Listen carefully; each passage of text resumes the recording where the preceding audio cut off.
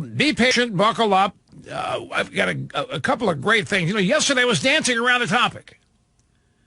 Dancing around the eco message. This is not sustainable. We can't go on like this. And now there are two pieces, two articles, two columns, two blog posts, actually they're longer than that actually touch on this, and I'm going to be sharing with you today eagerly about this. The timing is perfect. And even, yesterday when I talked about California and why the curve in California is hardly going up, they talked about it at the briefing yesterday. It came up, and they're trying to credit social distancing being started early in California for the fact that there's no massively great upward curve, new cases and deaths based on the whole population of the state. The briefing yesterday went for over 2 hours at the White House. And fascinating things happened in that briefing yesterday. In addition to, we'll get to all this, I'm just setting a table. National Football League planning for a full season with full stadiums. During a conference call with reporters yesterday, this is Wednesday, right?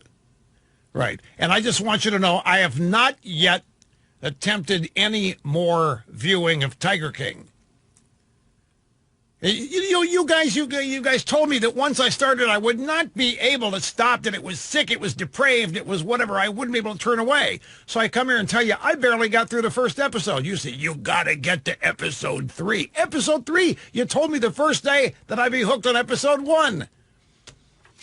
Anyway, now there's a story in the New York Post today that Carol Baskin, who was one of the rivals, is now claiming she did not put her husband in a meat grinder. So what episode did that happen in? What? Anyway, well, I'm sure the stories about it everywhere, but that doesn't mean that I'm going to get ensnared by it. Did you try making a murderer? Have you done that yet? I'm telling you. Why would you ignore a recommendation I make? Well, all right. Anyway, during a conference call reporters held on Tuesday, NFL General Counsel, that means lawyer for those of you in Rio Linda, Jeff Pash, said the league is planning for a full season. He said, it's my expectation. Am I certain? I'm not certain. I'll be here tomorrow, but I'm planning on it. I'm planning on a full season, full stadiums.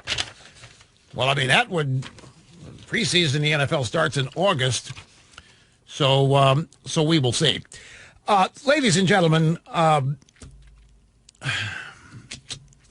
let's start with the briefing yesterday, and I'll get to the expansion of. I was really dancing around I was dancing around the economics message, and I had a lot of people tell me, Rush, yeoman job yesterday, but you got to understand something. That team at the White House is not going to talk about the economics message, the economics future, until the health aspect of this has some positive certainty and is nailed down. You can do all you want. You can try to goad them into it, but they're going to ignore it. And that's my problem. We're trying to establish a one-size-fits-all policy for this massive country. The new governor of Iowa is not going to shut down the state. A new Republican female governor, not going to shut down the state. She said, I can't. I have no reason to right now. Well, and Arizona was a holdout. The governor out there, Doug Ducey, they finally forced him into shutting down the state. Well, shutting down, in putting the social distancing rules into place and so forth. The economics of this is a primary concern to me, and so are the health aspects. Now, here's the thing that happened. There's two competing thoughts. First of all, how many of you watched the briefing yesterday? I think the ratings for the White House briefing every day are pretty much through the roof. CNN did not come. CNN backed out of it.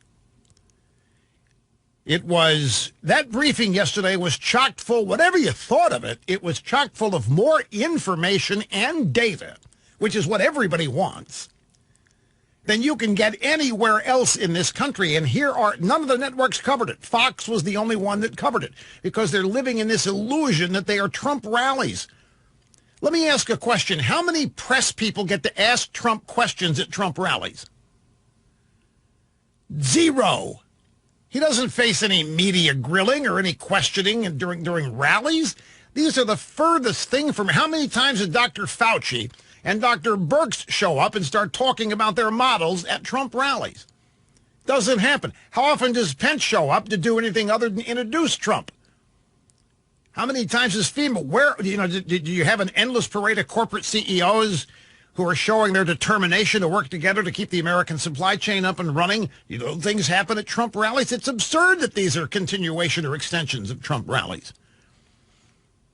They just don't like that Trump is Trump and that Trump is doing but that there was a major change yesterday. Now, I got an email note from a friend.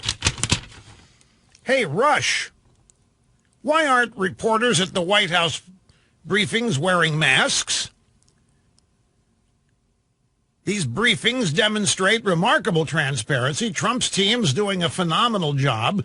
And here's the observation from a friend of mine. Trump has slowly worn reporters down to doing their freaking jobs. Tonight has reporters asking mostly legitimate questions. It's true yesterday. That's why I'm asking if you saw it. Even, what's his name, Acosta. Even Jim Acosta at CNN was asking respectful, decent questions. Now, my friend's theory here is that Trump has worn them down. Trump has slowly worn them down. He has shamed them, and he has forced them into actually doing their jobs.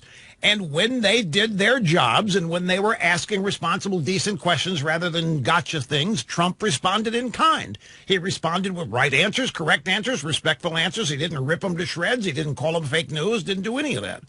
And so my friend here is crediting Trump for wearing reporters down because they were asking mostly legitimate questions.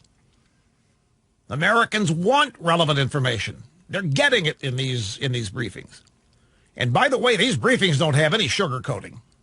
These briefings are worst case scenario, folks. And I know why that's happening. And I'm not into the doomsayers. The doomsayers win every time they try. The doomsayers cannot lose.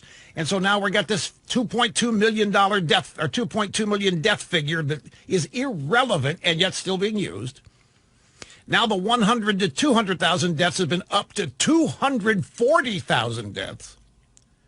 And now we're told the next 2 weeks going to be the worst 2 weeks. Oh, you better batten down. You had better buckle up. You had better get ready. The next 2 weeks, unlike anything we've been through yet. So the doomsayers are alive and well, and they are painting the biggest picture of doom they can. And we know why.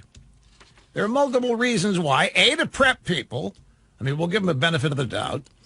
The second reason is when the numbers come in not nearly as bad, they can say, see, our early warning and our advice made the difference.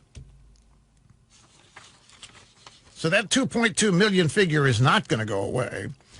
And the 240,000 death number is not going to go away. And if the numbers come in at anything less, like 84,000, which some of the models are saying, then you can bank on the fact that the government's going to be praising itself out the wazoo. I'll give you an example of what I'm talking about. I went to the dedication of a federal building one day. I happened to have reason to be there. A gigantic ceremony. The building was named after somebody I knew. You know what the ceremony was about? The ceremony was a General Services Administration praising itself for getting the building built. In what was supposed to be a dedication to the guy whose name was going on the building. And it was the GSA, the people up there praising, and how they came in under budget, how they came in early, they got it all done. I said, what am I watching here? Well, it's the same thing being set up here. When this is all done, we're going to get, our models were wonderful, and the American people behaved according to the way we told them to behave, and because of our advice, and because of our models, because of this and that. Instead of 2.2 million people dead, only 80,000 people dead. Or instead of 240,000, only 85. Whatever it is. This is how bureaucrats operate. And don't construe this to be criticism, folks. I'm just telling you how the game is played and how these things are done. So back to the briefing. Americans want relevant information. They're getting it. There's no sugarcoating.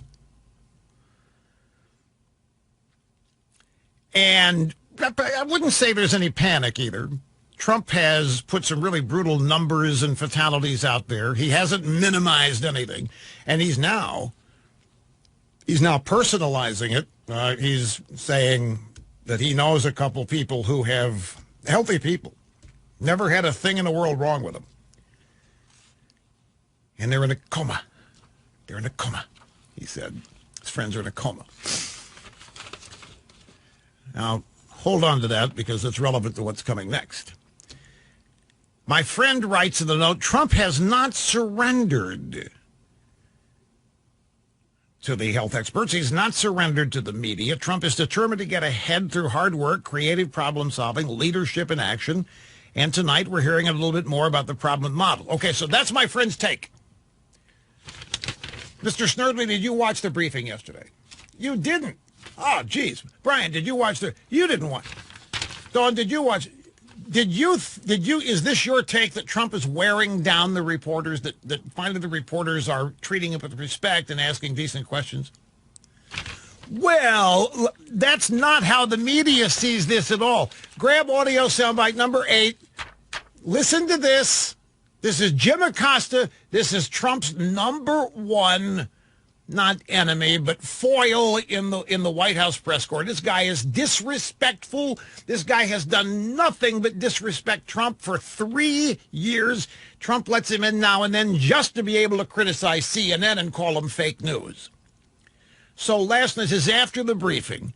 Jim Acosta is on Anderson Cooper 29 on CNN and had this to say about Trump at the briefing yesterday. People might say, well, I can't ever trust him.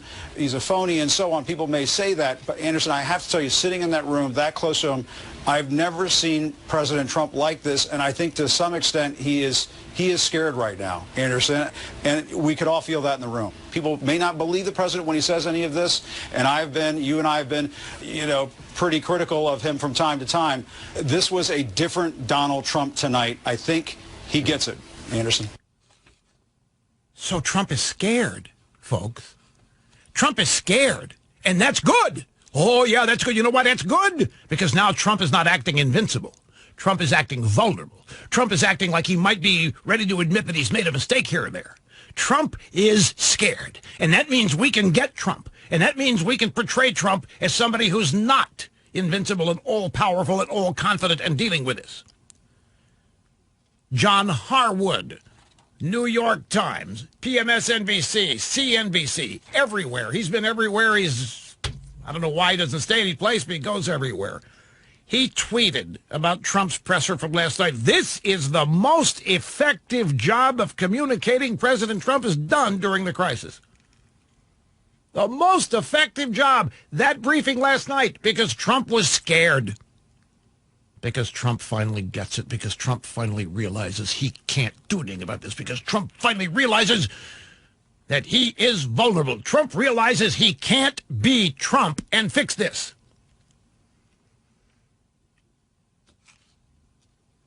The question, though, is why did the media behave better? They did. The media last night, at least the usual provocateurs, were respectful. I was watching. I said, that can't be Jim Acosta. Jim Acosta was asking respectful, actual, reasonable, and responsible questions, and he was not snarky and disagreeing, for the most part, when Trump would answer, and Trump was not calling him fake news. And I said, what the hell is going on there? I'm just curious. I wasn't alarmed by it. I was just curious. What's going on here? And I find out these guys today think that it's because Trump is scared. Trump finally realizes he's powerless. Trump realizes that there's nothing he can do. Trump realizes that all the bluster and all the pseudo-confidence isn't going to matter a hill of beans. Trump doesn't know what's coming next, and that makes Trump real. And now Trump's a real guy. Now Trump's vulnerable. Trump's gettable. They think Trump is scared. That means they think this has defeated Trump. They think Trump has succumbed to the overall whatever this is. that he no longer feels larger than coronavirus or the issue or the effort to get the country past it. And this excites them. This makes them feel equal. This makes them feel like they can get Trump. But did Trump behave the way he did because the media behaved better? I mean, it's a chicken or egg question. And do you think Trump was scared? Did you watch, those of you who watched the briefing, you think Trump was scared? The last thing I thought was Trump was scared. Did you? Well, maybe exhausted. I think Dr. Birx looks exhausted. And you know, Dr. Birx, about whom we will be chatting later, she doesn't get her data updates till 2 a.m. every day. That's when the latest modeling data and analysis is sent to her. So she has to be up every morning at 2 a.m. I don't know whether she stays up until then and goes to bed or whether she gets up at midnight to get ready for the data, but she gets the data at 2 a.m. on most days. This is not 9 to 5 stuff. She does look tired. Trump has always been indefatigable to me. He's always been, it doesn't seem to me, ever tired. He seems to be always energetic and upbeat. And just because he may be serious does not, to me, convey that he's tired, although it would stand to reason that everybody in that task force and everybody in this administration right now would be exhausted. But did Trump appear to be scared? But what they mean by scared, not scared of them, scared of the circumstance, scared of the coronavirus, scared of the, is there a realization that is said? This is what they want you to believe, that Trump has realized that we're powerless. That all we can do is sit here and be affected by it. There's nothing we can do. We can't stop what we can't do a damn thing about it. And that has Trump scared. Trump's never been in this position. But Trump can always stop, fix everything, but he can't this. This is the point they're trying to convey. On the desktop site, if you're using a laptop or desktop computer, using a browser, you might be having trouble accessing the audio and well, you're not even hearing me because we are having problems. Now, the app, the Rush Limbaugh app, and our Apple TV DittoCam app are all fine. So if you don't have the Rush Limbaugh app, go to the App Store and download the thing. There's plenty of free content. To get the streaming audio and video, you have to become a member, but there's plenty of content on the free side at Rush Limbaugh in the app. It's a great app. It's laid out well. It's a fantastic app. And it's one of the best ways accessing the program, particularly during downtimes like this, both audio and the DittoCam streaming. But it's the desktop site. We got all kinds of people working to fix the problem. It should be up and running before you know it. Quick, brief break and back with more in a moment.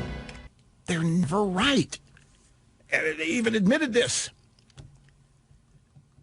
So bring them up there. Let's see the charts and graphs that they are using to produce the data that the experts and the health officials and the president are using to inform people during the briefing. Now, also yesterday, we focused a lot on California. Victor Davis Hanson had a piece at National Review Online yesterday. He said there's 150 deaths. Was it 150 deaths in the California population is 40 million. The number of people dead in California is an infinitesimally small percentage. And it's really curious because California, 5,000 to 7,000 travelers a day arrive from China in December and January, particularly the Chinese New Year, and they're landing at San Francisco, they're landing at San Jose, they're landing in Santa Clara, well, not Santa Clara, San Jose, they're landing in the LAX. And one of the things I was asking is it possible that the state of California unknowingly had the coronavirus running all through its state and population in December and January, and they just dealt with it? People got it, didn't know they had it because we didn't know about coronavirus. And at the time in December and January, it was still something that was located in Wuhan, But so the subject came up yesterday. Miraculously. Now, of course, my name wasn't mentioned, but folks, that doesn't matter. I am always present at these things. We spent a lot of time talking about it. Magically, somehow the subject of California came up because they do not have a massively upswinging curve on number of new cases, deaths, hospitalizations. State of Washington, ditto. Their curve's on the way down. And they had the early reporting of 22 deaths in one nursing home out there. So, legitimate question being asked. This came up yesterday at a briefing with Dr. Birx, and this is what she said about California and Washington State. We all remember Washington State. It was just a month ago when they started to have the issues in Washington State, but they brought together their communities and their health providers, and they put in strong mitigation methods and testing. And you can see what the result in Washington State and California is. But without the continuation for the next 30 days, anything could change. So they're standing by the belief that social distancing and staying inside, staying home, not mingling, no orgies and that kind of stuff, useless stuff that happens in that state. It's not happening, and that's why the cases in California, deaths in California are way down. They're chalking it up to social distancing. No doubt, but can there not be some other explanation for this?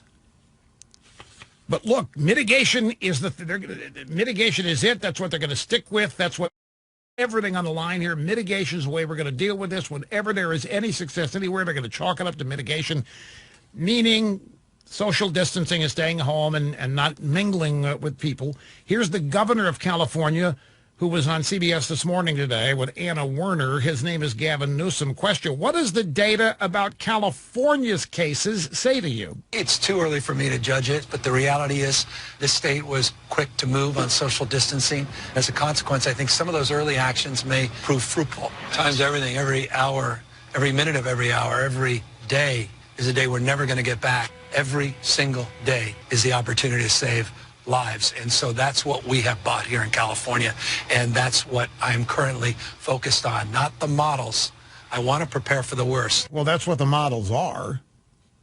The models are the worst. But anyway, so you see, the credit here is all going to mitigation.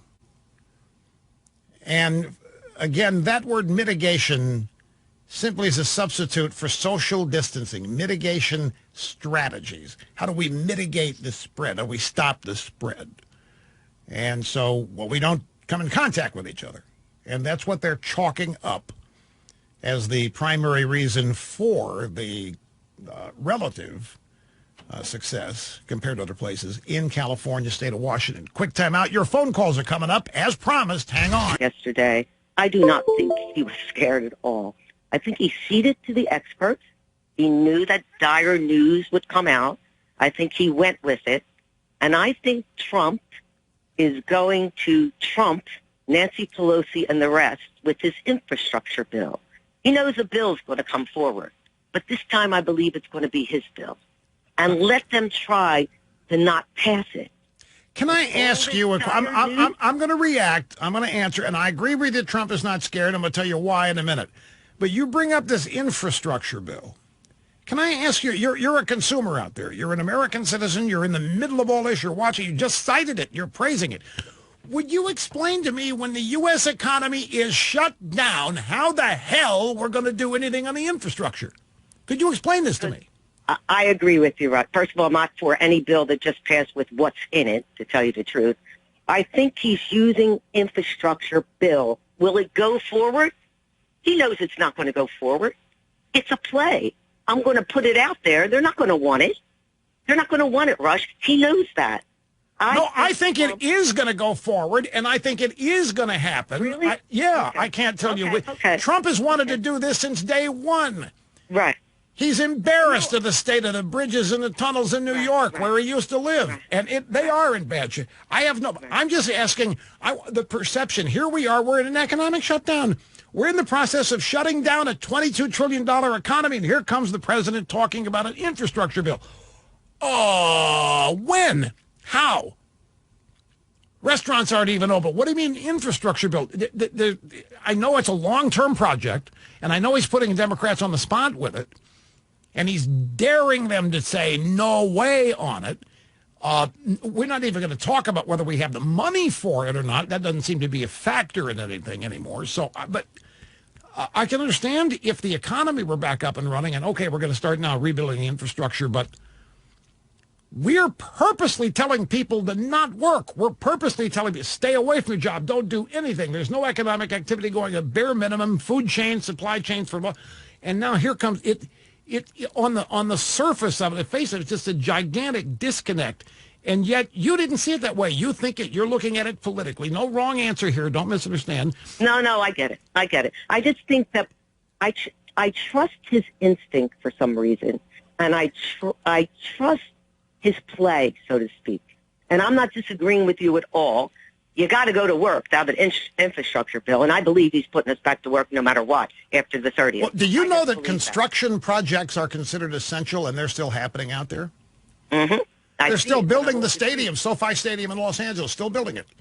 When I come to work every morning, there's all kinds of construction projects going on here, and guess who it is driving into work? The vendors. Mm-hmm. Yep. You know what essential work is where I live? Landscaping. Yeah, well, yeah. Fashion that.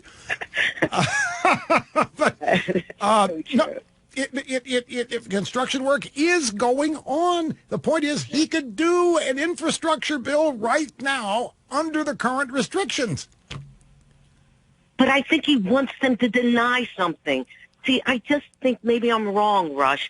I think he wants to put something there. It's like Pelosi did this. Yeah, but that may be true. Let me tell you something. Donald Trump wants the infrastructure bill more than he wants them saying no to it. I know he's becoming a better and better politician. He knows the Democrats are going to demand more $1 trillion in government spending, and he's trying to get ahead of it by making it his $1 trillion and his infrastructure spending, but he wants it. It's not just a political gambit. Look, I wish I had more time, but I don't. Excuse me. Continuing the policy here of the trying to take more phone calls than usual serves a dual purpose, gets more of you on, gives me more to react to. So if you're on hold, be patient because you're going to be on the air sooner than you otherwise would be. You're not going to be waiting for an hour and a half, in other words. Maybe an hour and 15 minutes, no, it won't be that long. I want to answer the question of whether I think Trump is scared. We had the caller, Francesca from Philadelphia. I don't think Trump is scared. The drive-bys are saying that Trump was different in the press conference just because he's scared. Because now he realizes that he can't do anything about this. Trump is smaller than the coronavirus, not bigger. Trump is vulnerable, and they think Trump can be had now. And so, for some reason, a weak president makes them happy. So they're a perceived weak president. Trump is the exact opposite of that. He's not scared. Folks, I don't think, look, we're all scared about the uncertainty. This is what's getting us. And more on that in just a moment. The uncertainty of when this is going to end is the big plague right now outside of the virus. But Donald Trump is not scared. He's invited the entire country to be involved in this. And he's telling the entire country that we can do this. He has bypassed the drive-by media. He talks to us directly every day. And this is what upsets them. It upsets them that they can't mediate him. It upsets them that they can't recast what he says because he has direct access. The public-private partnerships that have developed here, that I think they're a combination of optimism and patriotism, but it's also determination.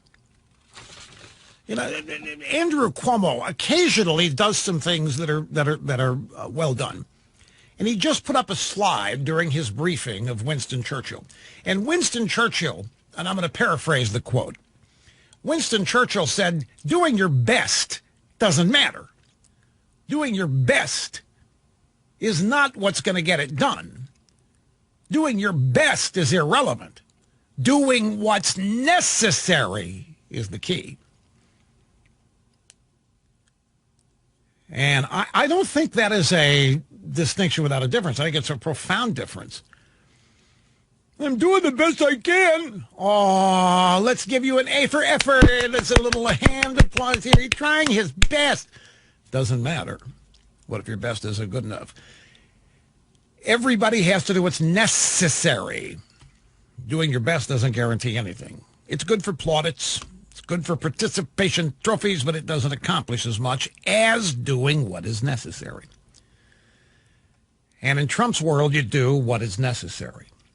Carnival Cruise Line told Trump, we can match those big Navy hospital ships with some fully staffed cruise ships. We'll be happy to. General Motors and Ford said, you know what? Hold our cars. We can make some ventilators.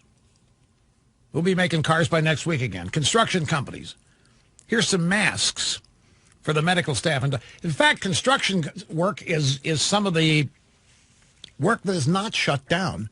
I don't care where you're. Well, here where we live, there's more road construction going on than I can ever remember, and they're taking advantage of the fact that there's no traffic to do it. Now, they may be creating new potholes, but they're still out there doing road construction work. And home building is still going on, and commercial real estate, commercial building is still going on. There are different definitions in different places of what essential work is. Restaurants and schools are saying, we've got kitchens and staff, we can come together to feed the kids. These are things that are not happening out of the president being scared.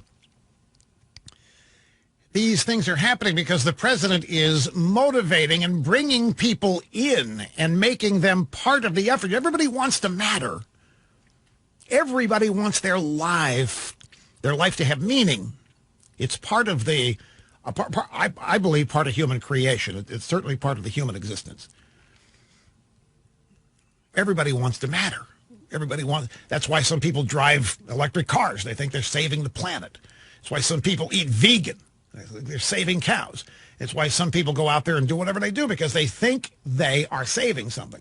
After they've been told they're destroying the planet by driving SUVs or whatever, so they go out and buy a bunch of junk clunkers and think that they're saving the world. Their lives matter. Everybody wants to matter.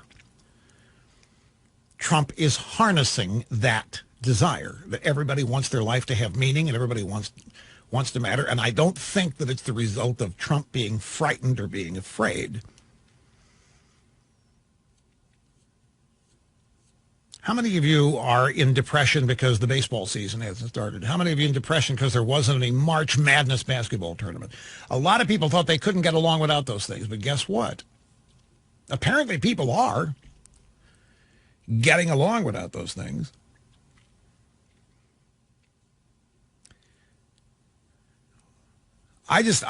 Folks, stop listening to the media. The media, whether you want to believe me or not, the media is, by definition and the way they are educated, focused on crisis and disaster and the worst.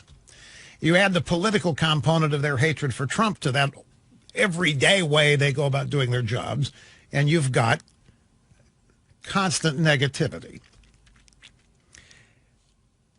Now, as to Trump's infrastructure bill, one little addendum. He spoke about this yesterday, and it is an interesting thing. I mean, in the midst of this economy, the $22 trillion American economy in shutdown, the president talking about an infrastructure bill to rebuild roads and bridges and lagging airports and this, and he's right. I mean, we need tons of infrastructure upgrade and repair. But the president yesterday talked about funding it by borrowing money because interest rates are essentially zero at the moment. So the money is free. You could borrow the money for the infrastructure bill. You wouldn't have to necessarily appropriate it. He's always had an idea of public-private partnerships to redo the infrastructure anyway. From the very first moment that he proposed massive infrastructure repairs, he's always talked about private partnership. And a lot of people, what do you mean? How does this work? What, private? I said, well, you let some company come in and name a stretch of highway after itself for building it. It could be done. We're seeing, I think, with the work being done now with all these companies, the CEOs, each day meeting with the president, briefing, we are seeing the foundation, the formation of what would be a public-private partnership in infrastructure repair right before our very eyes. Now, where does he borrow the money from? You borrow the money from the Fed, you borrow the money from other lending institutions. That brings up the whole concept of liquidity. Who has the money? Who has the cash? And right now, that would be the Fed. Hang on, cough switch just a second, folks. Don't go away. Just don't want to cough in front of you. Now to the economics again. I spent a lot of time yesterday dancing around something. And it is this. We simply cannot, with no end in sight, go on like this. We cannot be in the midst of this economy being shut down with no end in sight. It's not going to work. Now, they can tell us, well, we think in 2 weeks we'll be able to relax things. And then those 2 weeks go by and they can't. They say, oh, give us another 2 weeks. Because they think that we can live with waiting an additional 2 weeks every 2 weeks. If they tell us 6 months, that won't work. But there's an overriding problem with this, and it is the uncertainty combined with nobody talking about it. Right now, all of the talk is about medical. All the talk is about the horrible medical statistics, predictions, models. All the talk is apocalyptic when we are discussing the virus. It's all apocalyptic. It's all into the world. It's all into this. It's all death. It's all new numbers, 2.2 million, 240,000. Meanwhile, everybody's at home. The economy's shut down. Everybody realizes this can't go on, but there's this degree of uncertainty as to when this is going to end. It cannot go on like this. At some point, folks, we as a country are going to have to answer a question. How much of the economy do we let drift toward Great Depression status before we stop it? That's just raising that question could get me into trouble. Just bring it up now, because nobody in officialdom, nobody in these briefings is talking about it, other than Trump saying we're going to get back up or in a generic sense.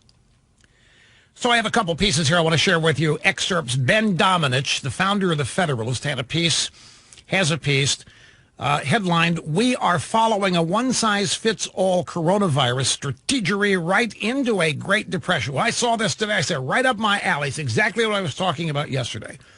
Here's the subheadline. While this shutdown has already done enormous damage, it is the uncertainty about when and how it will reopen that could prove far more destructive in the long run. Dead on right. The uncertainty. Nobody's talking about when this is going to end. Everybody's talking about the end of everything else except the end of the suspension of the economy. Here's how the piece begins. Our leadership class responded to the outbreak of the coronavirus by shutting down the economy on a nationwide scale. While this will mitigate the loss of life the virus might otherwise have caused, it is clear that we are also confronting a challenge that no medical innovation can cure. We face an unprecedented situation. Not a global pandemic. We've seen these before.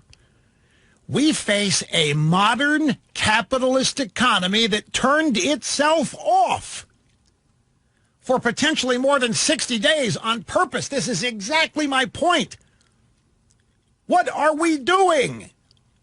We have purposely shut down capitalism. We've shut down the largest economy in the world. We've shut down the economy the world needs. The biggest roaring economy the country's ever seen. We've shut it. It took 3 years, only 3 years, to build this economy up from the tepid state the Obama administration left it in, and now we're right back there. Do you realize it's just taken 2 months to take this economy back to where we were in December of 2016? And if these last 3 years had not happened, if this economic boom had not happened, folks, we would already be trending toward deep recession. If our starting point with the coronavirus and shutting down the economy had been the state of the economy, 1% growth, we're in an era of decline. America's best days are behind us. That was the Obama administration message, because they were steering America into this globalist world order where the United States had to be cut down to size in order for the globalism to work. And Trump comes along, make America great again, saying the hell with all of that. And now we just shut it down. We just turned it off, and we did it on purpose. And Mr. Domenech says uncertainty crushes hope. So the question on the minds of our leaders should be, how do we give people more confidence that we can turn this economy back on? People are sitting out there with no money, no prospects of any money. Whenever we talk about the economy, we talk about when and if it's going to come roaring back, but with what? Restaurants are being closed, maybe in some cases never to reopen again.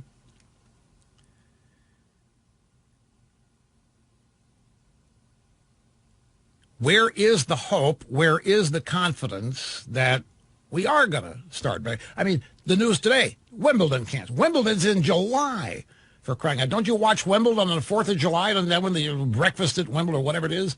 Well, people that do. It's July, and they've shut it down. Mr. Domenech says, while this shutdown's already done enormous damage, it is the uncertainty about how it'll reopen that could prove far more destructive in the long run. And the knee-jerk reaction from a jittery Congress in the form of a multi-trillion-dollar bailout could create a number of disincentives for many people to go back to work, meaning we're going to pay them more not to work than to work. I frankly am not worried about that. I think people loved working. I think they loved the opportunity. I think this economy had people wanting to work and wanting to expand. If we could get back to it, I don't think it'd be a problem. But I understand the fear. For all the scary headlines coming out of New York City, most of what we know at this moment regarding the coronavirus as it relates to public health is better than expected. We know that while highly infectious, our hospital systems seem to be responding better than initially thought. The shutdowns have been abided by for the most part. Most Americans are doing a good job of distancing, behaving responsibly, and staying off the roads. There are some exceptions, of course, but most everybody is obeying. And thanks to that, deaths are lagging far behind the dire predictions of the expert and media class. 2.2 million Americans are not going to die from this pandemic. The White House projects 100,000 to 240,000 deaths, even with sustained social distancing. But the University of Washington Institute for Health Metrics and Education projects 82,000 deaths, assuming social distancing lasts through May. And that looks far more realistic given current reporting. Let's hope that those predictions turn out to even be the high end. There's more, but I got to take a break. Hang on. We're coming right back. Lie. It was Pelosi. It was in Chinatown in San Francisco urging people to come on down and party in January. Trump suspended flights from China in January. Trump did take it. This is all about impeachment. They're trying to say that Trump has admitted that the impeachment thing distracted him and so forth. They're making it all up. Look, limited time here. I want to get back to Ben Domenech, this point about uncertainty. and the American economic circumstance. As in so many cases, our leaders in both parties across the country will assure us when this is all over that everything they did, the shutdowns, the bailouts, the seizures of power, were absolutely necessary, that the cost of so many jobs and livelihoods, absolutely essential in order to save so many lives. Now, how much you believe that is up to you. Folks, I have experienced every economic circumstance there is except abject poverty. I have been out of work for weeks. I've been broke. I know what it is to have no money in the midst of a roaring economy. I know what it is to have no money in a meager economy. I know how scary it is. And we're doing it to ourselves. We're shutting it, unless you want to say the Chi-Coms launched a war on us. But we shut down this economy ourselves. We turned it off.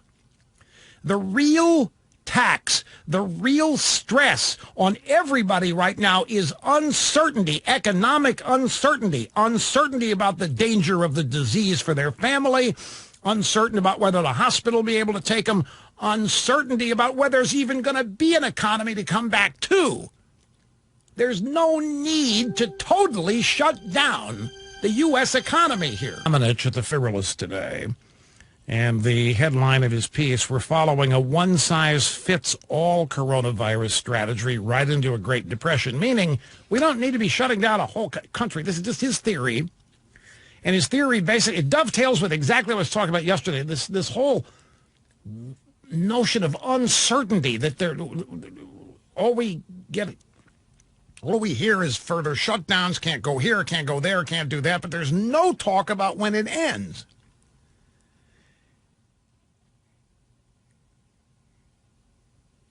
As in so many cases, leaders in both parties across the country are going to tell us afterwards that everything they did, the shutdowns, the bailouts, the restrictions, the seizures of power, was absolutely necessary. It was the cost of so many jobs and livelihoods, absolutely essential in order to save so many lives. How much you believe that is up to you.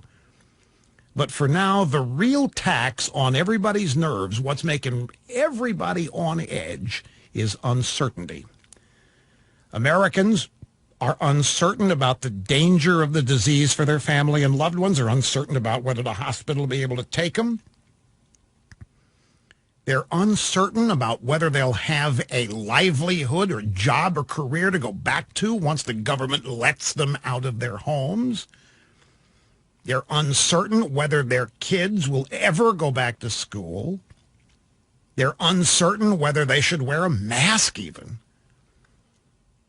What Americans need is the same thing the healthcare sector needs, and that is clarity, and that is why our leaders in government need to be working right now to set clear benchmarks and milestones for reopening the American economy. It needs to be something we're talking about.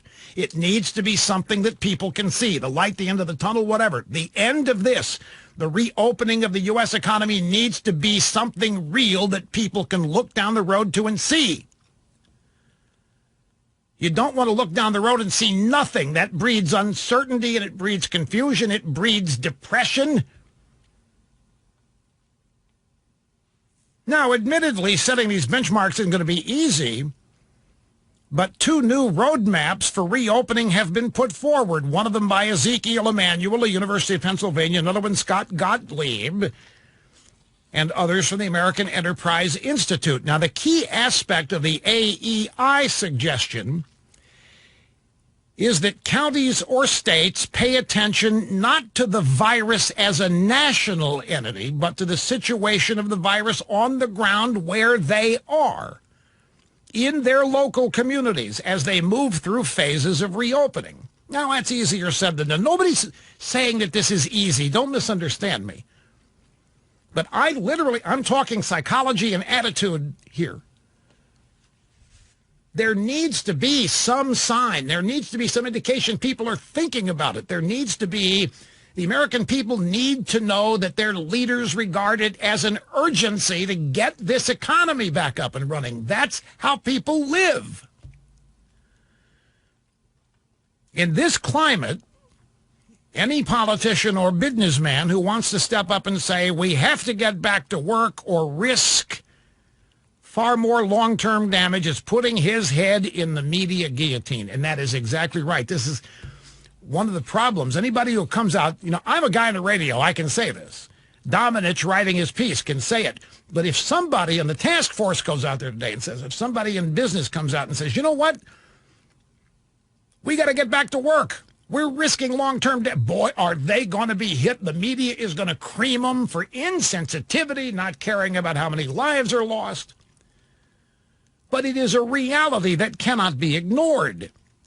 This is exactly the moment when we should expect more from local officials than being led around by national cable news. National cable news and its overall attitude of apocalyptic futures ought not be what dominates everybody's mindset. Cable news and their little dream of defeating Donald Trump in the next election ought not be what's at the forefront of everybody's minds. Look, this is personal for me, folks, because I remember my life. I'm 69 on the way to 70, and I will make 70. And I have experienced every economic circumstance possible other than billionaire wealth, and abject poverty. But I have been fired 8 times. I have been out of work for weeks. I refused to go on unemployment for most of it. I relied on my parents sending me $10 to $50 here and there. My solution every time was to get a job. If I had to go somewhere I didn't want to go to get the job, I did it. I'm not bragging. Don't misunderstand. It was an economy that made those things possible for me. But my point is, I have been through the abject fear of having no money, of not being able to buy food. Let me tell you one little story that regular listeners here know. Before you could use a credit card in a grocery store, I owned a house I had no business owning because I bought into the idea that renting was throwing money away. But I had no business owning a house because I couldn't afford to keep it up. It was the Shack, the famous Shack in Overland Park, Kansas. And my MasterCard payment, I didn't dare use my Amex card because you had to pay the whole balance. So I didn't use it. I had MasterCard. The MasterCard payment came due in the same 15-day period a month as the mortgage payment. I couldn't make them both. I begged MasterCard to move my due date to the second half of the month. They wouldn't do it. So for the longest time, when the baseball season was over, I was working for the Kansas City Royals at the time. When the baseball season was over, I would go into quick shops, which did take credit cards, and buy potato chips or whatever else you could fix in there, and making sure I still had enough money for the mortgage. But my point is that I know the crushing fear associated with it, the lack of self-esteem and respect that situation causes people. Now, this is not the result of people being fired, but they're being fired, they're being laid off in some cases. This is even, some cases, worse. We have purposely shut down the economy. Now, I'm not arguing that it didn't need to be done, but it's got to get turned back on at some point. I don't care if it's November. They need to tell us what the target is. There needs to be some way of eliminating this wave of uncertainty that pervades everything here. Now, I know we've got stimulus packages and we got bailout packages. How many of you have gotten any of that money yet? I mean, I know the intentions are good and the money's going to get there at some point and it's going to be very, very helpful. And I know in some cases the amount of money is going to be more than what you were making when you were working. And I know people are worried that if that keeps up, you may not want to go back to work. So clearly some of that's going to happen. I happen to think that once this economy gets back up and running, and I believe that it will, that people are going to want to go back to work because I think they remember what the opportunities were. And if the stimulus bill, if the stuff is done right, then it's going to stimulate the economy in ways they're going to want to make people want to become part of it.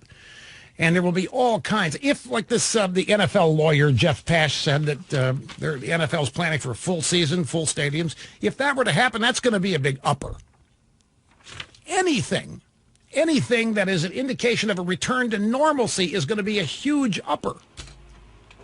Now, I know many of you are thinking, Russ, you're talking like there isn't this killer virus out there. No, I'm not. I'm fully aware there's a killer virus out there. And I'm fully aware we don't have a vaccine for it. I'm fully aware of what needs to be done to stop the spread of it. All these mitigation things, the social distancing and all that. My only point is you can't keep people in their homes interminably with no end in sight to it. There has to be some way of conveying an evaporation of the uncertainty that exists out there. Anyway, I got to take a break, and I promise we'll get to the phones when we get back. So you've been waiting patiently, be rewarded. I've been listening since I was 6. My first memory of you was in 1993, coming home from school when you're speaking about Bill Clinton allowing the don't ask, don't tell policy. You've been listening since you were 6? That is amazing. It was kind of something with my father who passed away, and he passed away in 2009. It's something we did together, and I've been a long-time Rush listener, first-time caller, and this is just an amazing moment for me. Well, thank you, sir. It's really, really great to have you here.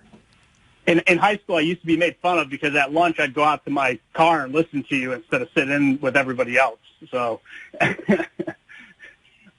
but so I found the situation with the kids on the beach pretty mind-boggling with the media, left or right, where they were chastising these kids on the beach down in Florida. I don't know if you remember that because you were down so hard. Well, no. I've seen it since. There was a look. The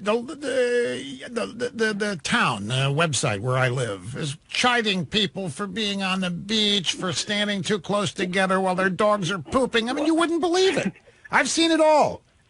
Well, I find it really ironic that, this virus, it attacks the boomer generation, right?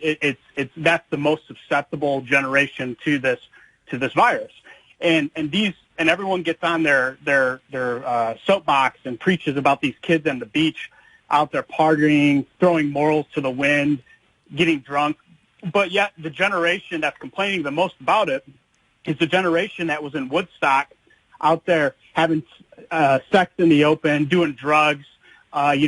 This is a generation that, gave us abortion on demand, threw our morals to the wind, stuck our kids in daycares, spit on returning soldiers, dodged the draft, but now they expect us, the younger generation, to fall right in line. Well, that's right. In a sense, you have a point. Some of the boomers have become old men yelling at kids to get off their yards. But you're talking about the spring breakers, the baby boom. And I know the boomers that were doing everything they were doing in the 60s with the free love and the love-ins at San Francisco and all this stuff, and the drugs now getting all upset about things. But they think they're entitled. But the boomer generation, I'm a boomer, and much of the boomer generation embarrasses me. Not the part of it I identify with, but a bunch of freeloaders. They never had life tough, so they had to invent their traumas to tell themselves that life was tough. And they made life tough for themselves by inventing all these different traumas. But you mentioned something. I've got some stats here that I want to share with you. You triggered something here, and you'll hear it as I go through this. Thank you, Jacob, for the call. I have here from a source called worldometers.info, or if you're in Rio Linda, worldometers.info. Worldwide deaths, January 1st through March 25th of this year. Are you ready? Worldwide death from January 1st to March 25th, 2020. 21,000 deaths, coronavirus, and that's the low number. The lowest number of deaths, January 1st, March 25th, coronavirus. Now, keep that number, 21,000 coronavirus deaths. And counting, we have to say, and counting, 113,000 deaths by seasonal flu. 228,000 deaths by malaria. Around the world, worldwide, not America, worldwide. Let me start again. Some of you didn't. I know numbers are hard to follow on radio. I do it better than most because I am patient. This is January 1st through March 25th. So basically 3 months. Coronavirus, 21,000 deaths. Seasonal flu, 113,000. Malaria, 228,000. Suicide, 249,000. Traffic fatalities, 313, almost 314,000 deaths.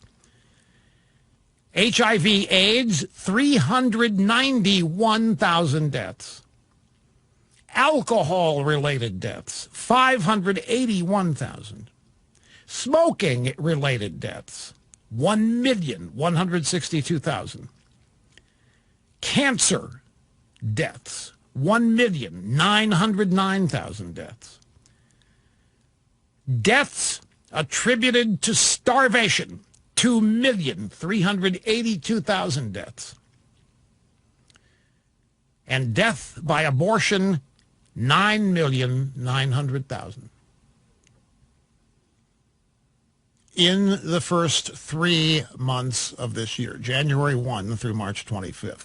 I'm not trying to make any correlation. I'm not trying to say, hey, we're overreacting to coronavirus death. I'm just giving you the stats here. You can react to these stats however you wish.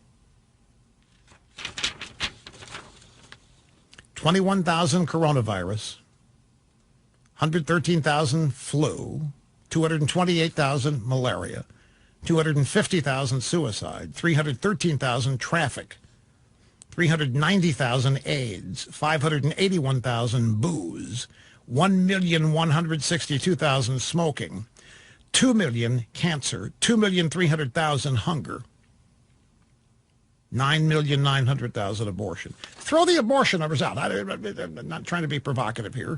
I mean, you can't, but these are, throw them out.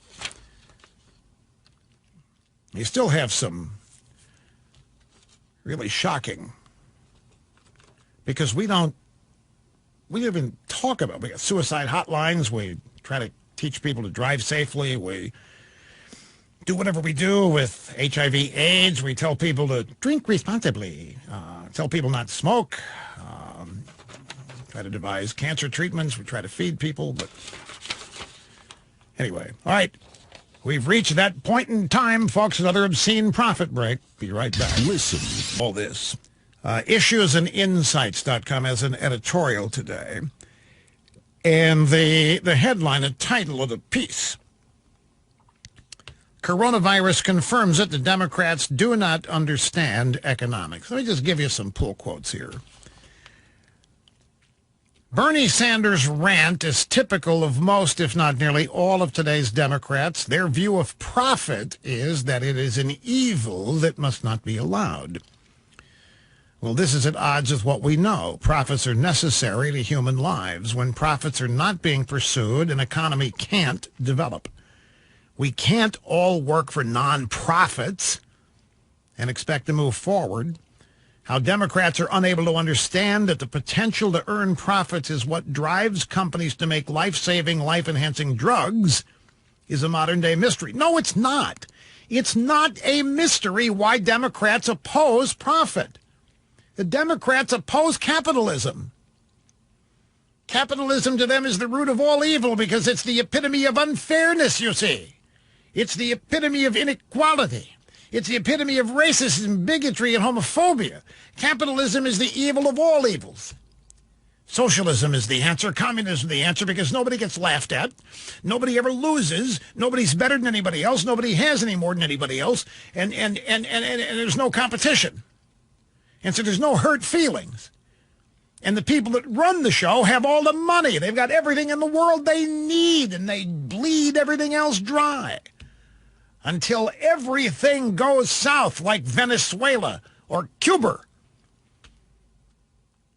While Andrew Cuomo not necessarily taking a party line when he says he believes an economic shutdown is necessary to save lives, it's not a big leap for Democrats, given their leftward orientation, to characterize an eventual reopening of the economy as a conflict of lives versus money. This is what scares the hell out of me.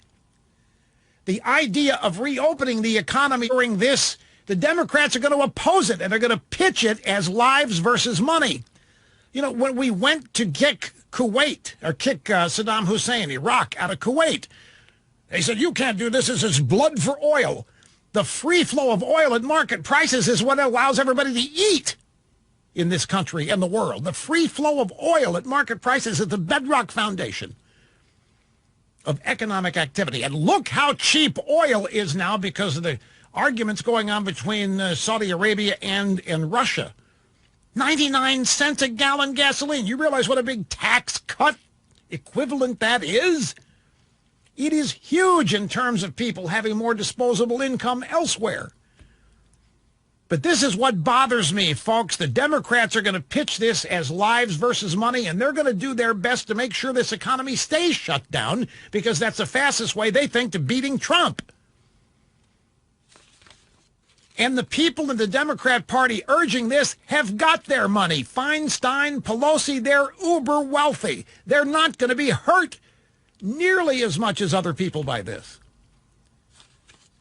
So they've got theirs, lives versus money, when in fact it's lives versus lives.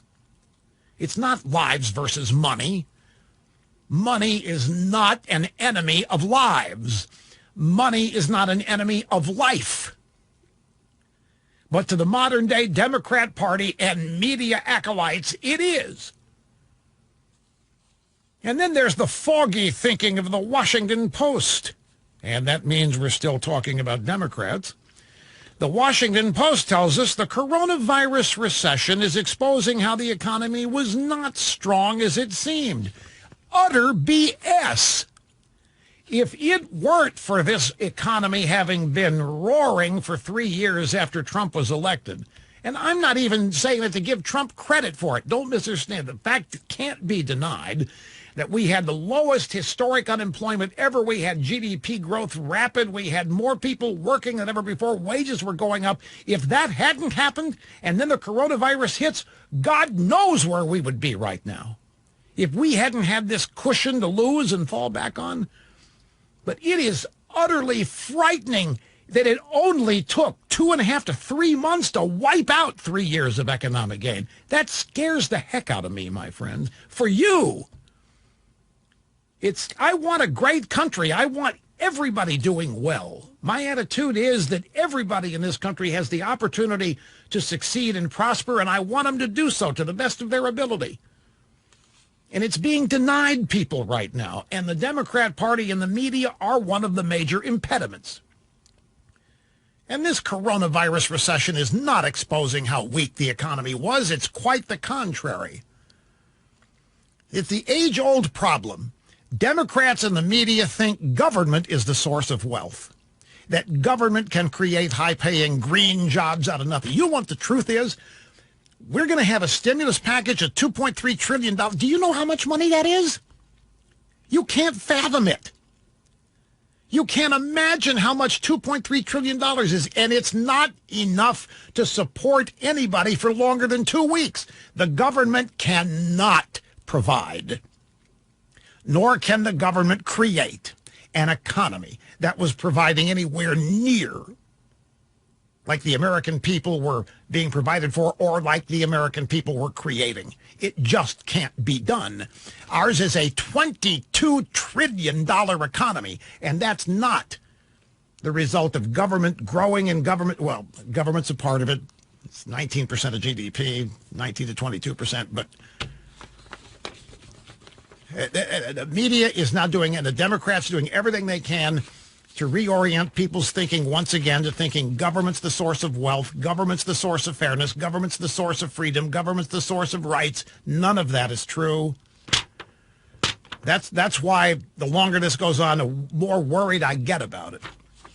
Now to the audio soundbites. Pelosi on CNN today. She's on with Anderson Cooper. Here's the question. The president and Mitch McConnell are now suggesting that impeachment distracted the president from responding to the virus. Do you buy that at all? I think that's an admission that perhaps the president and the majority leader cannot handle the job. We have a life and death situation in our country, and they should not try to hide behind an excuse for why they did not take action, but it does admit that they did not take action. But that's for an after-action review down the road. Right now, we have to work together to get the job done. An after-action review means impeachment hearings. They're going to do it. They're going to try to impeach him again. And this is made up. Donald Trump did not say that impeachment distracted him. They've tried to say he did, but he didn't. He wouldn't fall for that trap. He didn't fall for it. Neither did McConnell. Now, there was an allusion to the fact that while all of that was going on, people's attention was distracted, but it wasn't Trump's. Trump banned flights from China we're going blue in the face pointing out these truths. But Pelosi is lying through her teeth here, flying into CNN on her broom, trying to make it look like Trump and McConnell are admitting they can't do the job because this little impeachment thing distracted them from Americans losing their lives. Then she said that all of this is just the tip of the iceberg. Put forth our recovery piece of this that related to how we have to invest in this next bill in the infrastructure of America. When we're talking about meeting health needs, community health centers, when we're talking about water, clean water, and the rest, investing heavily in clean water in the legislation.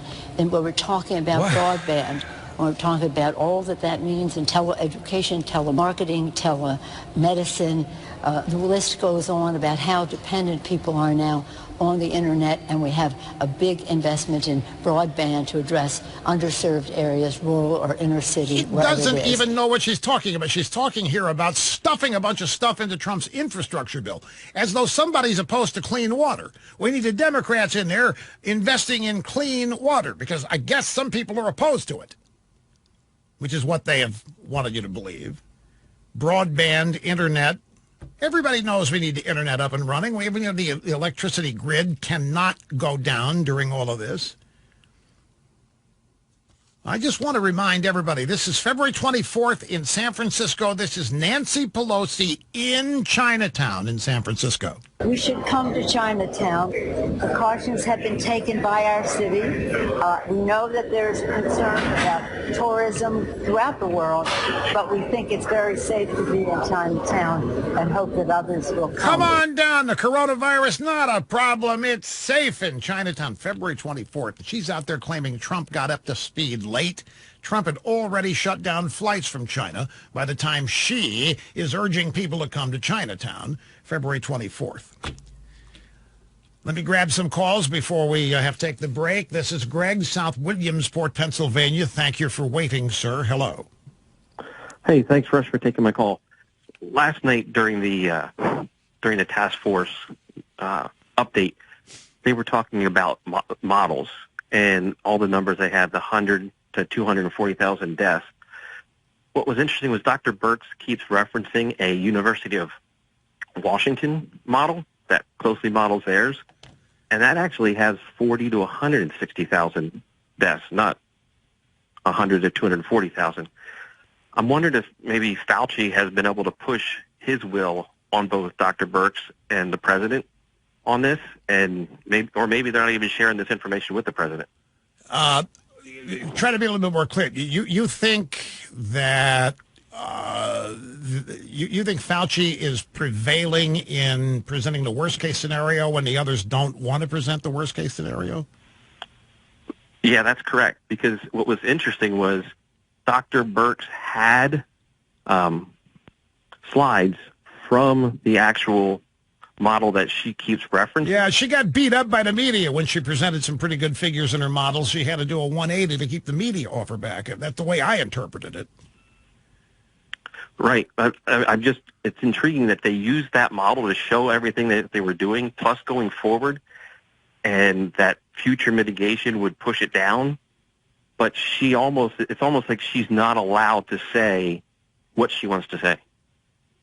Well, now that is interesting. And I've had I've had a number of people reach out to me with the same opinion about Dr. Birx. I'm getting it from all sides, by the way. I know people who know Dr. Birx and are telling me she's the best thing that's up there. She's doing her best. You can trust what she's saying, blah, blah, blah. I have to defer to people who know her. But let me take the occasion here of your call to talk about models, because one of the models that was cited by the White House task force to predict the impact of the coronavirus is the Chris Murray model from the University of Washington. Now, the Chris Murray model is the model that predicts April 14th as when the coronavirus will peak in the United States as a whole. So if you are familiar, if you think you've heard that the peak date is April 14th, that is because there is a model from a guy named Chris Murray, University of Washington, saying that. But all of these projections depend on strong social distancing being in play, meaning you staying at home and staying 6 to 10 feet away from people. And what I have here is model projections for each state, not just peak national. The United States, as it's from Breitbart, the United States as a whole is roughly 2 weeks away from reaching the peak of the coronavirus pandemic, but the peaks for individual states will vary, with most occurring over the next 4 weeks, according to projections from the University of Washington's Institute for Health Metrics and Evaluation. That's Chris Murray. Now, here are the projected peaks for some states. I'm not going to go through all 50 here. It'll take me a while. Vermont, April 9th. New York, April 9th. Louisiana, April 10th. Pennsylvania, April 15th. Washington, D.C., April 18th. New Jersey, April 9th. Michigan, April 10th. Connecticut, April 10th. Washington, April 24th. Maine, April 25th. Tennessee, April 26th. California, April 26th. Florida, the peak here in Florida, not supposed to hit until May 3rd. In Missouri, the peak will not be till May 11th. In Kentucky, May 12th. Virginia is May the 17th. Montana, April 30th. New Hampshire, April 30th. Georgia, April 22nd. So it runs the gamut basically from April 9th to May 17th, but the nationwide peak is said to be April the 14th. But these projections are contingent on the continuation of strong social distancing measures. And we don't have a vaccine, so when are they going to let people loose? And what's going to happen when they let people loose again? If they let people loose. And they're going to have to let people loose because that's going to mean turning the economy back on. What's going to happen then? When is that going to happen? The degree of uncertainty over all of this is, and Governor DeSantis has now reversed course, has ordered residents to stay home in the state of Florida for, I think, 30 days. And Congress is supposedly not going to come back to Washington for at least a month. California schools unlikely to reopen this academic year. So you see, we are still trending in the, well, what I consider to be an unfortunate direction. Let me take a break. We'll be back and continue after this. Now, watch Rush. Relationships that we have here. They're great, great partners. They enable us to be here each and every day. They, in case of Boll & Branch, their greatness is measured by the quality of their products and the way they pursue your satisfaction. Now, Boll & Branch epitomizes an American business success story. They don't just make sheets and bedding and pillows and towels, all kinds of comfortable things for your home. With your help, they have put thousands of people to work around the world. The pillows are made in Cincinnati. Mattresses are made in Florida, Texas, and Arizona. They are the utmost quality for the price point. A set of Boll & Branch sheets is a great example of a small luxury that we treat ourselves to. It makes a difference in times like these when we're spending so much time at home. Starting and ending your day on quality sheets or pillows is a great reminder of how good life can be and how great it will be tomorrow. Now, thanks to being available online, Boll & Branch is open for business. They're still shipping their sheets, still shipping the pillows and more. These are the softest sheet. You would have to stay in a 5-star hotel suite or spend $1,000 at a retail store to get sheets of this quality. They ship quickly and they ship free anywhere in the U.S. And if you've never tried them, or they're down pillows, they will blow you away. And if you don't like them, if they're not as soft as I say, send them back and you get a full refund. You get 30 days to try. Still offering the 30-day guarantee. If you do not love them, you can return them for a full refund. That's how good they are. The return rate's less than 1%. It's less than 0.5%. Boll & Branch only online. The website is spelled BOLL and branch.com. BOLL and branch.com. If now is the time that you think you might want to upgrade the sheets, bedding, whatever on your beds, use my name, Rush, and get 50% off your first set of sheets. You won't believe the quality based on the price that you're paying. And shipping is free and it's fast. BOLLandbranch.com. Thank you, Rush. Long may you run, buddy. Hey, my point is this. This is a very dangerous precedent, and our enemies, foreign and domestic, are watching every move we make right now. We're a great country. We've been beat up. We've had wars. We've had disasters before, and every time it takes a pound of flesh out of us, sometimes big, sometimes small. But what we've never done, ever done, is cower in place. Never mind shelter in place. They have us cowering in place right now, and it's embarrassing almost, but we're going to pay a heavy price if we keep this up. Trump has to turn this around tonight, if possible, or this week, 180 degrees. That's what we elect him to do, make bold decisions. And if they're going to throw money at this, and this is the last thing I'm going to say, if they're going to throw money at this, why don't they try this? Pay everybody to open back up their jobs, give everybody time and a half for the next 60 days, and let's get going again. We can turn plowshares into swords if we have to, but this is going to kill us. Not the virus. The economic part of it's going to kill us, and if it kills us, it's going to kill the rest of this planet for a long, long time to come. I thought you were going to say, and you didn't. You got right up to it. You said they this and they this, but we have shut ourselves down here, Mike. Yes, we have. We have tranquilized ourselves. We're like a gigantic strong... No. We have turned off the economy. We've turned it off. We hit the off. We have done... Now, you might want to say it's... I know a lot of people think that this virus is biowarfare launched by the Chi-Coms, proving they can take us out without firing. Not even getting into that. I'm just saying that the reaction to it, for the first time in history, we have shut ourselves down. That's my entire point.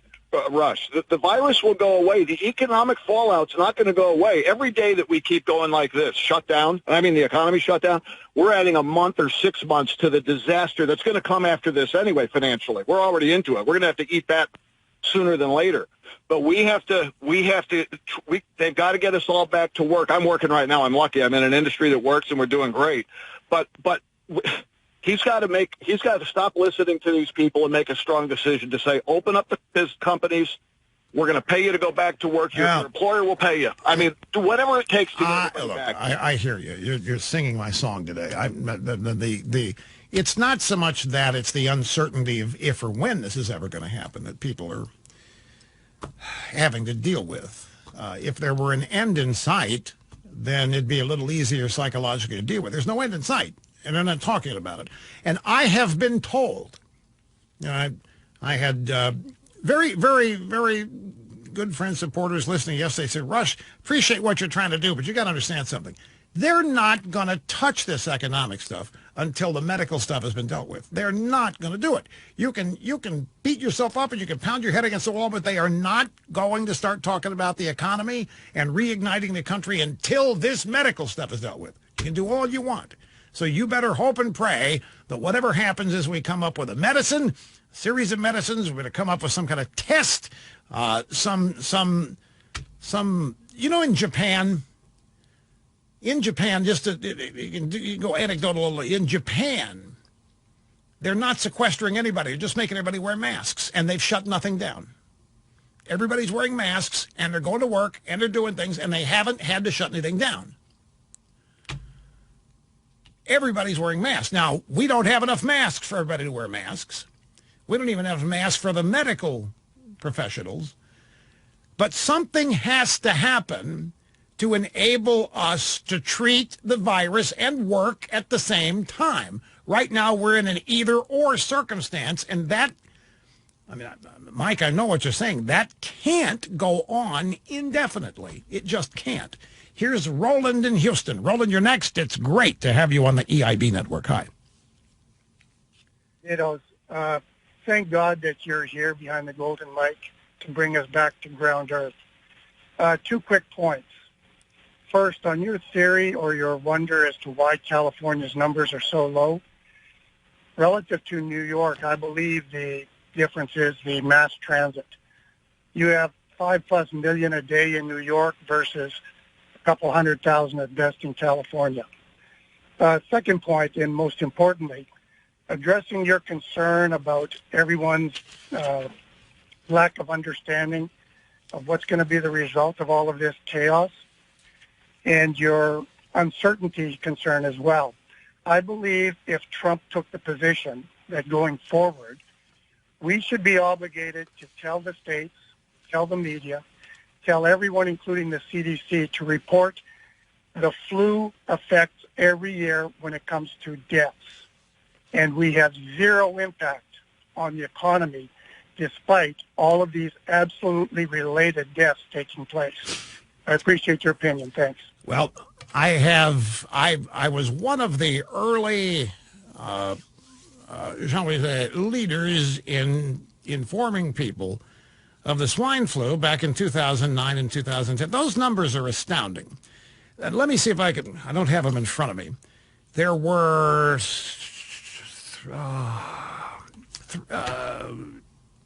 80,000 deaths, 300,000 infections, and there's some millions in here too. The swine flu was devastating. It dwarfs what's happening here. And we didn't shut down anything. In fact, Obama was credited for brilliantly handling the crisis. And it was used, the swine flu numbers were used to tout and promote Obamacare. So I use the numbers and I throw them out, and the reaction I got, Rush, you can't compare the flu to this. This isn't the flu. It's worse than the flu. The flu, we've got vaccines. And because we've got vaccines, the country has become accustomed and accepting of the annual number of deaths from it because we've got prevention methods. We've got flu shots. We've handled the mutations of the flu, but when it comes to coronavirus, we have not one thing to defend ourselves against it. Here are the numbers. 61 swine flu, 2009, 2010. 61 million infected, 300,000 hospitalized, over 12,000 dead. It was more than 12,000 dead. But regardless, 61 million infected, 300,000 hospitalized, and nobody gave it a second thought. 2009, 2000, you probably don't even remember it. And what I was told, well, you can't compare them, Rush. The flu is not this. We've got medicines for the flu. We've got preventions for the flu. We've got vaccines. And so as a society, we have accepted that there will be a number of deaths and hospitalizations because we have ways to fight it.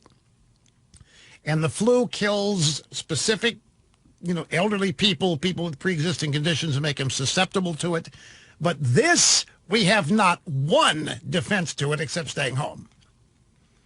And so they say you can't compare it. Well, okay, I'll accept that. Then we're not going to have a vaccine until a year from September. Therefore, we're not going to have a coronavirus shot until a year from September. I don't know when we're going to have medicines for it.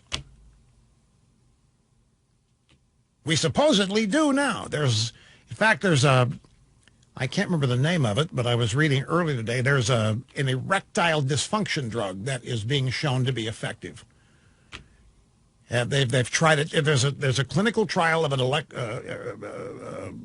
erectile dysfunction drug, and they're in a trial. Half the people in the trial are getting the drug, half are getting a placebo. They're studying it and so forth. It's been shown to be effective. But this is months and months and months away, as all the other trials are. Now, we've got Clarquin and the Z-Pak, and it's being used, and I would really like to know what the success rate is in various places where it's being tried, but we're not being told, and I don't know why.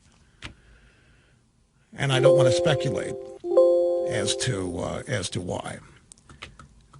Even the president yesterday has changed his tune. He said, this isn't the flu. It's worse than the flu, and we can't compare it to the flu. And in a way, that's true. We accept 50,000 traffic deaths a year. We accept cancer deaths. We accept suicides. We accept it. We have accommodated. We don't stop. We don't shut down in the country every time somebody commits suicide.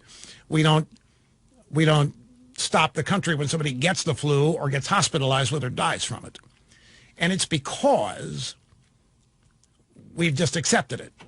It's a part of life, and there are prevention methods, and there are things you can do to help people not succumb to those things. With this, there's nothing yet. And so that's the big, shall we say, difference or equalizer. We've got nothing to tell people to do other than hibernate.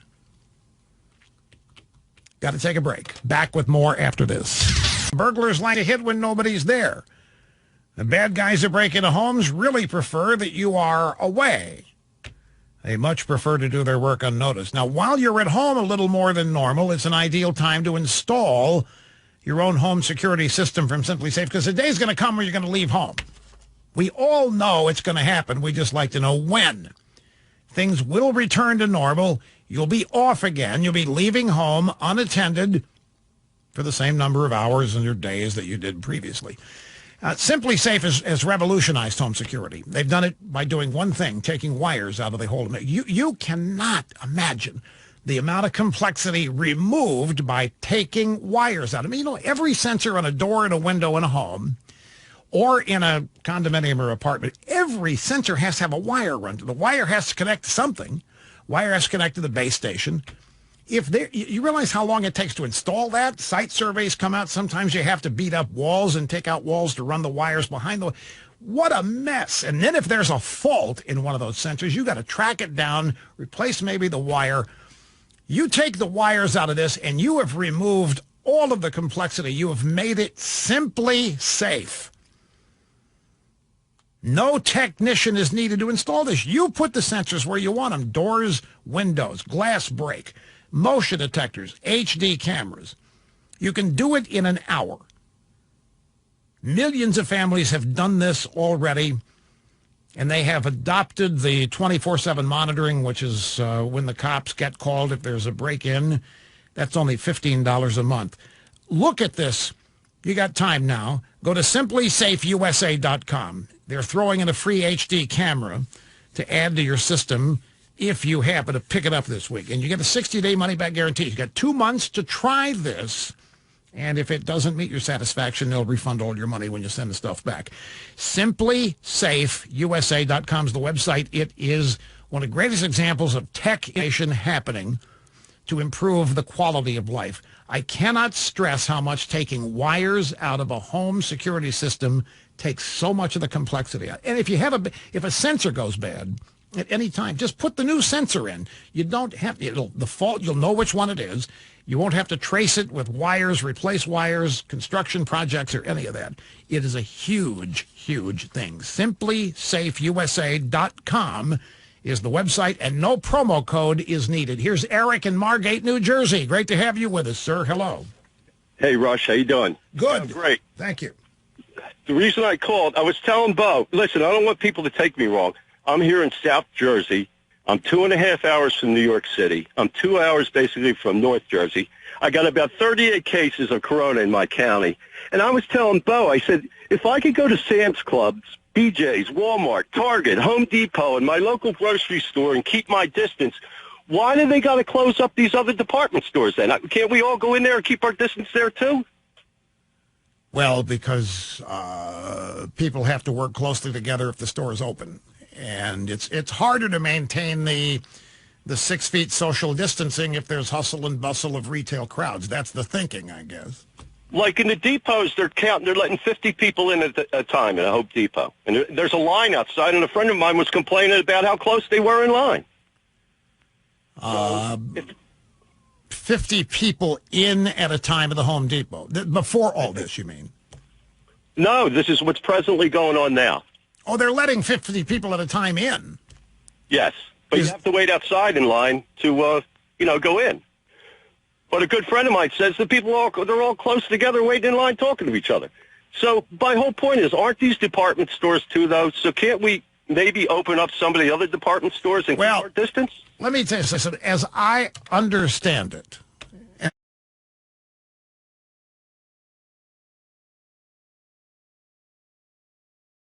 all policy that has been that if you, like you say, if you let the people in Margate, New Jersey, go to retail stores, but they can't in New York City, it's not fair. And you're going to have people leaving New York City to come to Margate to go to the store, defeating the purpose. People are not going to stay where they are if what they want is only a couple of hours away. They're going to flood the market. We know this. This is what I'm told is why they have to have a one-size-fits-all. Plus, the one-size-fits-all is the supposed epitome of fairness as well. I understand your point. I hope my answer is sufficient. He makes it look easy, but it's not.